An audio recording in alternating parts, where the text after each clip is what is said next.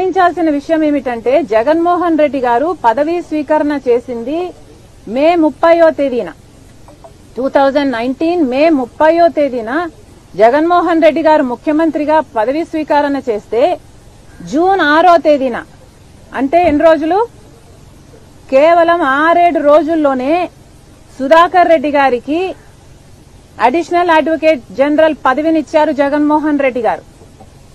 మీ మధ్య ఏ సంబంధం లేకపోతే 6 రోజుల్లోనే ఎవడో తెలియని సుధాకర్ రెడ్డి, అంతవరకు ఈయన ఎవడో సమాజానికి తెలియదు, ఎవరో తెలియని సుధాకర్ రెడ్డిని తీసుకొచ్చి మీరు అడ్వకేట్ జనరల్ పదవిని ఎందుకు ఇచ్చారు, అడిషనల్ అడ్వకేట్ జనరల్ పదవిని ఎందుకు ఇచ్చారు, అది కూడా అంత హడావిడిగా, అంత ఉత్సాహంగా, అంత తొందరగా మీరు అంత మేలు ఒక మనిషికి చేశారు అంటే దానికి అర్థం ఏమిటి?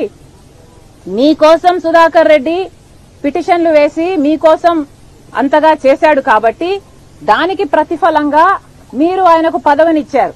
లేకపోతే ఎవడైనా కూడా తన తండ్రి పేరుని సిబిఐ ఛార్జ్ షీట్ లో చేర్చిన వ్యక్తిని పిలిచి అడిషనల్ అడ్వకేట్ జనరల్ పదవి ఇస్తాడండి? నేనైతే ఇవ్వను. మీరు ఇస్తారా?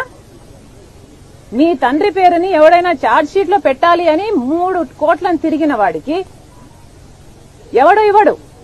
ఇదంతా జగన్మోహన్ రెడ్డి గారి ఆదేశాల మేరకే జరిగింది. ఆయన ఇన్ని కోట్లు చుట్టి రాజశేఖర రెడ్డి గారి పేరును ఛార్జ్ షీట్ లో చేర్చాలి అన్నది జగన్మోహన్ రెడ్డి గారి ఆదేశం మేరకే ఇది జరిగింది అని రుజువు చేసుకున్నది జగన్మోహన్ రెడ్డి గారే.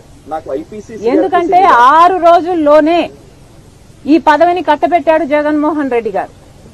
ఇంతకు మించి ఇక ప్రజలకే వదిలేస్తున్నాం. I'm sure everybody has common sense. Common sense is common for a reason because it's common. ఇప్పుడు ఆపరేషన్ లేకుండానే మోకాళ్లకు ప్లాస్మా ట్రీట్మెంట్. మీ ఆర్థోపెడిక్ సమస్యలన్నిటికీ రోబోటిక్ టెక్నాలజీ ద్వారా తక్కువ ఖర్చుతో శాశ్వత పరిష్కారం. Free consultation. ప్రతి ట్రీట్మెంట్ పై 20% డిస్కౌంట్. ఈ ఆఫర్ కొద్ది రోజులు మాత్రమే. త్వరపడండి. V9 hospitals 9281465842.